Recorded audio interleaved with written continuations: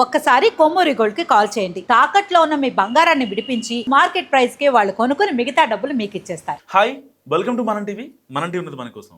Maoist party నానాటికి ఒడిదుడుకులను ఎదుర్కొంటుంది. Party అగ్రనాయకులను కోల్పోతుంది. పార్టీ కేంద్ర నాయకత్వం పట్టు తప్పిపోతుంది. సో పార్టీ ప్రధాన కార్యదర్శి ఎన్కౌంటర్లో చనిపోగా ఇప్పుడు కింది స్థాయి ఉన్న వాళ్ళందరూ కూడా ఎన్కౌంటర్లో చనిపోతున్నారు. బతికున్న వాళ్ళు చాలా మంది లొంగిపోతున్నారు. మావోయిస్ట్ పార్టీ ఏర్పడిన ముందు 44 మందితో కేంద్ర కమిటీ ఏర్పాటైంది. సో ఇప్పుడు ఆ సంఖ్య క్రమంగా తగ్గుతూ 4కు పడిపోయింది. ఇందులో ఉన్న వాళ్ళు చాలామంది ఎన్కౌంటర్లో చనిపోయారు. కొందరు వృద్ధాప్యంతో మృతి చెందారు. సో ఆపరేషన్ కగార్ స్టార్ట్ చేసిన తర్వాత మావోయిస్టులకు ఊహించిన విధంగా రోజు రోజుకు దెబ్బ తగులుతుంది. దండకారణ్యంలో ఉండాల్సిన వాళ్ళు ఇప్పుడు జనావాసాల్లోకి వచ్చేస్తున్నారు. పార్టీకి ఒక రకంగా భారీ ఎదురు దెబ్బ. అగ్రనేతలు అందరూ లొంగిపోతున్నారు. కేంద్ర కమిటీ సభ్యుడు రాజిరెడ్డి సహా 16 మందితో కలిసి ఆయన తెలంగాణ ఎస్ఐబి పోలీసుల ముందు లొంగిపోయారు. నక్సలిజాన్ని రూపుమాపేందుకు కేంద్ర ప్రభుత్వం ఆపరేషన్ కగార్ను చేపట్టింది. సో ఈ ఆపరేషన్ ద్వారా ఇప్పటికే మోస్ట్ వాంటెడ్ మావోయిస్ట్ హిడ్మాతో పాటు చాలా మందిని మట్టుబెట్టాయి భద్రతా బలగాలు. ఇలాంటి నేపథ్యంలో పలువురు మావోయిస్టులు పోలీసుల ద్వారా లొంగిపోయి జనజీవన స్రవంతిలో కలిసిపోతున్నారు. అంతో ఎంతో ఆ పారితోషికం తీసుకొని తమ పిల్లలతో చాలా హ్యాపీగా ఉంటున్నారు. ఆపరేషన్ కగార్లో కీలక పరిణామం చోటు చేస్తుందని చెప్పాలి. మావోయిస్ట్ పార్టీకి ఎదురు దెబ్బ తగిలింది. అగ్రనేతలు లొంగిపోతున్నారు. Party top commander Dev alias Tippiri Tirupati రీసెంట్గానే సరెండర్ అయ్యారు.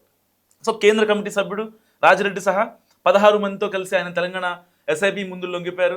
మార్చి 31 నాటికి నక్సలిజాన్ని అంతం చేస్తామన్న కేంద్రం దేవ్జీ అండ్ రాజిరెడ్డి టార్గెట్గా ఇటీవల ఆపరేషన్ కగార్ 2 చేపట్టింది. ఎందుకంటే హిడ్మా అండ్ బర్సీదేవ తర్వాత మిగిలింది వీళ్ళిద్దరే.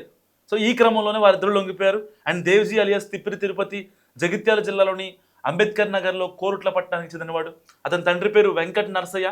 సో మాల కులానికి చెందినవాడు ఇతను. సో 1983లో మావోయిస్ట్ ఉద్యమంలో చేరి క్రమంగా ఉన్నత స్థానానికి ఎదిగి దక్షిణ భారత జోన్ ఆపరేటర్గా పనిచేశాడు. జస్ట్ ఇమాజిన్, అంటే సామాన్యులకి వాళ్ళ వాయిస్ ఫర్ వాయిస్లెస్ అనే విధానాన్ని మావోయిస్టులు చాలా గట్టిగా ఓన్ చేసుకుంటూ ఉంటారు. అంటే ప్రజలకు ఏం కావాలో మేము ఉన్నాము, మేము మాట్లాడతాం అనే ఒక గట్టి నమ్మకాన్ని ప్రజల్లో ఇన్నేళ్ళు అంటే దాదాపు 40 ఏళ్ళు తీసుకెళ్ళగలిగారు. ఏదైనా సరే ఎవరన్నా కాంట్రాక్టర్ కావచ్చు, ఎవరన్నా పొలిటీషియన్స్ కావచ్చు, ఆడపిల్లలు నేడిపించినా లేకపోతే ఇంకేమన్నా అక్రమాలు అరాచకాలు చేసినా వాళ్ళని ఈజీగా బయటకు చంపేస్తారు. దాంట్లో చట్టాలు, న్యాయాలు, కోర్టులు, ప్రొసీడింగ్స్, ఈ పిటిషన్లు, క్వాష్లు ఇలాంటివి ఉండవు ఇంకా. సో అలాంటి మావోయిజం ఇప్పుడు చరిత్రలో మిగిలిపోతుంది చెప్పడంలో ఏమాత్రం సందేహం లేదు.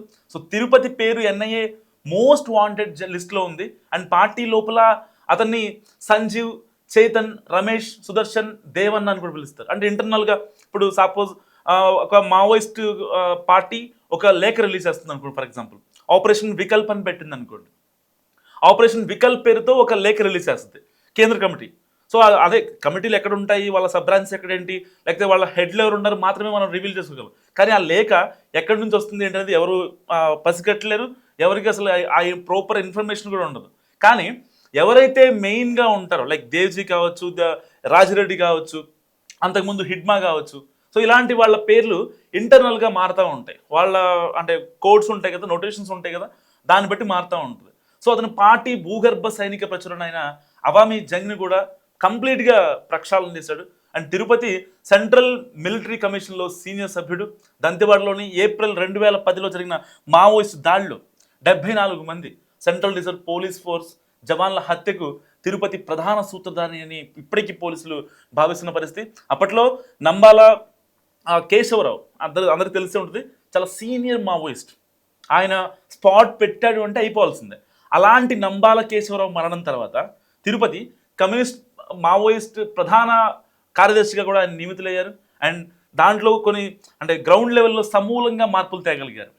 ఇప్పుడు హిడ్మాకి ఎవరైతే ఆయన చుట్టూ టాస్క్ ఫోర్స్ లాగా ఉంటుందో, ఆ ఎస్కాట్ కూమింగ్ చేయడానికి ఉంటారో, ప్రాపర్గా ట్రైన్ అయ్యి, అంటే మనం ఉన్నది కేవలం ప్రజల కోసమే, మనకు ఎలాంటి ఎమోషన్స్ ఉండొద్దు, సో ఫుడ్ అయినా ఇంకోటైనా చావు కూడా లెక్క చేయకుండా మనం ప్రజల కోసమే బతకాలి అని ఒక సిద్ధాంతంతో వాళ్ళు ప్రాపర్గా ట్రైన్ అయిన మావోయిస్టులు. అంటే ఈ రోజుల్లో యువత కొంచెం మావోయిజానికి కొంచెం దూరంగా ఉన్నారు. కానీ గతంలో ఏదైతే 30 ఏళ్ల క్రితం, 40 ఏళ్ల క్రితం చాలామంది దానికి చాలా దగ్గరగా ఉండేవాళ్ళు. ప్రజల కోసం ఆరాటపడటం, ప్రజల కోసం పోరాటం అంటే ఒక మంచి ప్యాషన్గా ఎన్నుకునేవాళ్ళు. సో అలాంటి మావోయిస్ట్ కేంద్ర కమిటీల సభ్యులను టార్గెట్గా చేసుకుని భద్రతా బలగాల కూంబింగ్ ఆపరేషన్ నిర్వహిస్తున్నాయి. మావోయిస్టు ప్రధాన కార్యదర్శి నంబాల కేశవరావుతో పాటు 26 మంది మృతి చెందిన ఘటన మరిచిపోకముందే మరో అగ్రనాయకుడిని మావోయిస్ట్ పార్టీ కోల్పోయింది.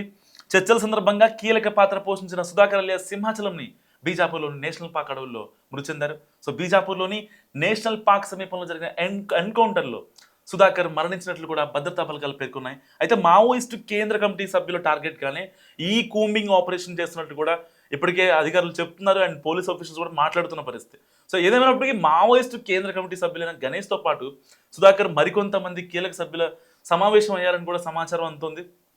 ఈ రకంగా అంటే ఒక అగ్రనేతలందరూ 1 by 1 ఇటు అయితే ఎన్కౌంటర్ లేకపోతే ఒక రకంగా వాళ్ళ వృద్ధాప్య సమస్యలు వచ్చి బయటకు వచ్చేస్తున్నారు. సో ఇలాంటి నేపథ్యంలో దండకారణ్యంలో ఉన్నటువంటి ఎవరైతే మావోయిస్టులు ఉన్నారో వాళ్ళందరూ కూడా కనీసం మాట్లాడలేని పరిస్థితి. అంటే వెళ్ళి సరెండర్ అవ్వాలా లేకపోతే మనల్ని ఎవరైనా చంపేస్తారా? ఎందుకంటే ఈ యొక్క సెంట్రల్ కోర్ కమిటీలో 40 మంది సభ్యులు ఉండేవాళ్ళు. ఆ 40 మంది సభ్యులు కాస్త 9 అయ్యారు. సో 9 అయితే ఏ జోన్ని ఎవరు చేసుకోవాలి, ఎవరు లెటర్స్ రిలీజ్ చేయాలి, వాళ్ళ కమ్యూనికేషన్ ప్రాపర్ కమ్యూనికేషన్, వాళ్ళకి సంబంధించిన ఆయుధాలు కావచ్చు, వాళ్ళకి సంబంధించిన ఫుడ్ కావచ్చు, లేకపోతే ఏదైనా సరే. సో ఆ ప్రాపర్ కమ్యూనికేషన్ లేదే, ఆ వ్యవస్థ లేదే they can do anything. So ఇలాంటి నేపథ్యంలో ఎలాగైనా సరే మావోయిస్టులు దండకారణ్యాన్ని వదిలి బయటికి వచ్చే పరిస్థితి. సో ఇదే టైంలో అంటే ఎప్పుడైతే వాళ్ళు దండకారణ్యాన్ని వదిలి జనావాసాల్లోకి వస్తున్నారో అదే టైంలో హిడ్మా కూడా మరణించాడు, మీ అందరూ తెలిసిందే. సో సరిగ్గా అంటే పోలీసులో ఆన్ రికార్డ్స్ ప్రకారం వాళ్ళు చెప్తుంది ఏంటంటే ఆ రోజున హిడ్మా ఒక హాస్పిటల్లో చికిత్స పొందుతున్నాడు. సో హిడ్మాకి సహకరించిన వాళ్ళు కూడా అర్బన్ మావోయిస్టులే, వాళ్ళని కూడా మేము లోపలేస్తామని కూడా చాలాసార్లు చెప్పారు. సో ఇన్ని కాన్సిక్వెన్సెస్లో ఎట్టి పరిస్థితుల్లో మావోయిజం అనే దానికి ఒక చరిత్రలో నిలిచిపోయిన ఒక అంశం ఎప్పుడో పుస్తకాల్లో ఉండేలాగా చూడాలనుకుంటుంది ఇప్పుడు కేంద్ర ప్రభుత్వం. దానికోసం ఆపరేషన్ కగారు చేపట్టింది. నవంబర్లో చాలామంది మావోయిస్టులు హంతమయ్యారు, మావోయిస్టులు ఎన్కౌంటర్లో పోయారు. వాళ్ళ అంటే స్టార్టింగ్ ఈ ఆపరేషన్ కగారు కన్నా ముందు కేంద్ర ప్రభుత్వం ఒక చిన్న డెసిషన్ తీసుకుంది. యాక్చువల్గా ఈ సిపిఐ నేతలు, సిపిఎం నేతలు ఎవరైతే ఉంటారో మావోయిస్ట్ అగ్రనేతలు వాళ్ళందరూ అయితే వాళ్ళ దాడులు చేయడం కావచ్చు ఆపేశారు. దాని తర్వాత ఒక మీటింగ్ జరిగింది. సరిగ్గా ఆ మీటింగ్లో ఎట్టి పరిస్థితుల్లో మావోయిస్టుల్ని లేపేయాలి, సమూలంగా తొలగించేయాలి, ప్రక్షాళన చేయాలి అనే దానికి వచ్చారు.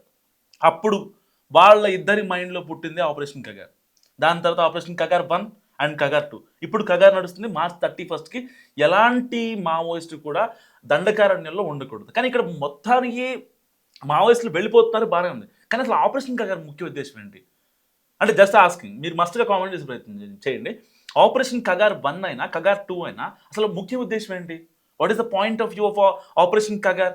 Just listen. అంటే ఇప్పుడు కేవలం హిడ్మా మరణం తర్వాత కొన్ని అడవులు కొట్టడం చూసాం, లేకపోతే దండకారణ్యంలోకి బుల్డోజర్లు వెళ్ళటం చూసాం. అప్పటిదాకా మట్టి రోడ్డు కూడా లేని ప్రాంతాల్లో లోపల డైరెక్ట్గా బుల్డోజర్లు వెళ్ళిపోయాయి. అడవులు మొత్తం కొట్టేసేవాళ్ళు, అక్కడ ఉన్న వాళ్ళకి కావాల్సిన మినరల్స్ తీసుకునేవాళ్ళు, లేకపోతే కలపను తీసుకునేవాళ్ళు. అంటే అసలు what is the advantage of operation Kagar? మస్ట్గా మీరు కామెంట్ చేసే ప్రయత్నం చేయండి దీని గురించి. ఎందుకంటే అసలు ఆపరేషన్ కగార్ యొక్క ముఖ్య ఉద్దేశం ఏంటి? కేవలం మావోయిస్టుల్ని అడవిలో ఉన్న పెద్దన్నల్ని బయటికి తెప్పించడమా, లేకపోతే ఆ యొక్క అడవులు ఏవైతే ఉన్నాయో కార్పొరేట్ కంపెనీలకు ఇవ్వడమా? అసలు అంటే ఇప్పుడు ఈ మాట మాట్లాడితే నన్ను కూడా అర్బన్ నక్సల్స్ కింద మార్చే అవకాశం లేకపోలేదు. కానీ మనం చాలాసార్లు డిస్కస్ చేసుకున్నాం ఈ విషయాన్ని. సో చాలామంది రిటైర్డ్ ఎస్పీలు కావచ్చు, రిటైర్డ్ డీజీపీలు కావచ్చు, చాలామంది మాట్లాడుతున్నమాట. అంటే వాళ్ళతో personal interaction. So personal interaction మావోయిస్టులతో ఎవరికైతే ఉన్నదో ఎవరు చెప్పుకోరు నేను మావోయిస్ట్తో మాట్లాడానని. కానీ వాళ్ళకి మావోయిస్టులు ఎవరన్నా తెలిసిన వాళ్ళు ఉంటే there obviously voice for voiceless అనే మాట మాత్రం పక్కా బయటకు వస్తుంది. ఎందుకు అంటే వాళ్ళు సమాజం కోసమే ఉన్నారు, సమాజం బాగు కోసం, ప్రజల హక్కులు కాపాడటం కోసం. ఎవరైతే మాట్లాడలేరో, లేకపోతే అప్పట్లో నిజాములు వర్షంలో కావచ్చు, లేకపోతే భూస్వామ్యులు కావచ్చు, పటేల్ పట్వారీ వ్యవస్థలు కావచ్చు, ఇలాంటి వాటికి వాళ్ళకి ఎదురొడ్డి మనం అంటే కొన్ని సినిమాలు కూడా చూసాం కదా, రాములమ్మ అనే సినిమాలో విజయశాంతి వాళ్ళకి ఆపోజిట్గా ఉంటుంది అనమాట. అంటే ఎంత గట్స్ ఉండాలి అక్కడ, మేల్ అయినా ఫీమేల్ అయినా. ఇప్పుడు దాదాపుగా ఆపరేషన్ కగార్ స్టార్ట్ అయ్యాక దాదాపుగా 2200 మంది మావోయిస్టులు లొంగిపోయారు. నాట్ ఓన్లీ తెలంగాణ, ఛత్తీస్గఢ్ కావచ్చు, ఏపీ కావచ్చు, ఇటు మహారాష్ట్ర గడ్చిరోలి కావచ్చు, ఇలాంటి మేజర్ ప్రైమ్ ఏరియాస్లో దాదాపుగా 2200 మంది మావోయిస్టులు లొంగిపోయారు. వాళ్ళల్లో అసలు ఈ దీంట్లో ఇంకొక ట్విస్ట్ ఏంటంటే 40 ఏళ్ల మావోయిస్టు ఉద్యమంలో, ఈ 40 ఏళ్ల ప్రస్థానంలో తెలుగు వాళ్ళే దీనికి మొత్తం అంటే బ్యాక్ బోన్ సపోర్ట్. తెలుగు వాళ్ళు, తెలుగు మావోయిస్టులు మాత్రమే వీళ్ళకి బ్యాక్ బోన్ సపోర్ట్. అగ్రనేతలు మొత్తం తెలుగు వాళ్ళే. ఎలా చేయాలి, ఏం చేయాలి, ఎలా మాట్లాడాలి, ఎవరెవరిని మనం రిక్రూట్ చేసుకోవాలి, రిక్రూట్ ఆగిపోతే, రిక్రూట్మెంట్ ఆగిపోయిందంటే మళ్ళీ మావోయిస్టులు ఇంకా ఉండదు, ఇదే చివరి అంకం అయిపోతుంది అని చాలామంది భయపడ్డారు అప్పట్లో. దాని తర్వాత ఎట్టి పరిస్థితుల్లో మాట్లాడాలని కోరుకున్నారు, బయట ఇంటరాక్ట్ అవ్వాలని కోరుకున్నారు. సో తర్వాత ఎట్టి పరిస్థితుల్లో మేము చంపేస్తామని కేంద్రం సిద్ధమైన తర్వాత మరి పాకిస్తాన్ లాంటి శత్రు దేశాలతోనే మీరు మాట్లాడారు, మాలాంటి ప్రజల కోసం పనిచేసిన వాళ్ళతో మీరు మాట్లాడరా అని చెప్పి చాలామంది మాట్లాడేసరికి ఆపరేషన్ కగార్ 1 స్టార్ట్ అయింది. కొన్ని ఎక్స్ట్రా కండిషన్స్తో. ఒకవేళ మీరు లొంగిపోతే గనక మీకు అంతో కొంత ఇస్తాం, మీరు మీ పిల్లలతో హ్యాపీగా ఉండండి అని చెప్పి కేంద్రం అనౌన్స్ చేసింది. సో ఇన్ని కాన్సిక్వెన్సెస్లో ఒక్కళ్ళు కాదు, ఇద్దరు కాదు, దాదాపుగా 100 మంది ఆఫ్ ద రికార్డ్లో మావోయిస్టులు చనిపోయిన పరిస్థితి. సో నిజంగా అంటే మావోయిస్ట్ అనేది ఒక ఎమోషన్ అని చెప్పుకోవచ్చు బేసిక్గా చాలామందికి. ఇప్పుడు మన ఏపీ ఉమ్మడి ఆంధ్రప్రదేశ్ ఉన్నప్పుడు వరంగల్ జిల్లాలో మావోయిస్టుల కదలికలు ఎక్కువగా ఉండేవి. ఆ తర్వాత ఖమ్మం జిల్లాలో ఎక్కువ ఉండేవి. ఆ తర్వాత రంపచోడవరం, మారేడుమిల్లి అటవీ ప్రాంతాల్లో చాలా గట్టిగా తిరిగేవాళ్ళు మావోయిస్టులు. సో అంటే వాళ్ళు నార్మల్ పీపుల్ని ఎక్కడైనా ఇబ్బంది పెట్టారా అంటే నార్మల్ పీపుల్ని ఇబ్బంది పెట్టరు. ఎవరైతే సమాజంలో చీడ పురుగులు ఉంటారో, పిచ్చి పిచ్చి చేష్టలతో తమ అకృత్యాలని బయటికి చూపిస్తూ ఉంటారో వాళ్ళని మాత్రం నిర్మోహమాటంగా చంపడానికి సిద్ధపడరు మావోయిస్టులు. సో అలాంటి మావోయిస్టులు ఇక లేరన్న వార్తని నిజంగా మావోయిస్టుల గురించి తెలిసిన వాళ్ళు మాత్రం ఈ వీడియోకి మస్ట్గా కామెంట్ చేసే ప్రయత్నం చేస్తారు. సో ఈ వీడియో గురించి మీరు ఏమనుకుంటారు మస్ట్ కామెంట్ చేయండి. చూస్తూనే ఉండండి మన టీవీ.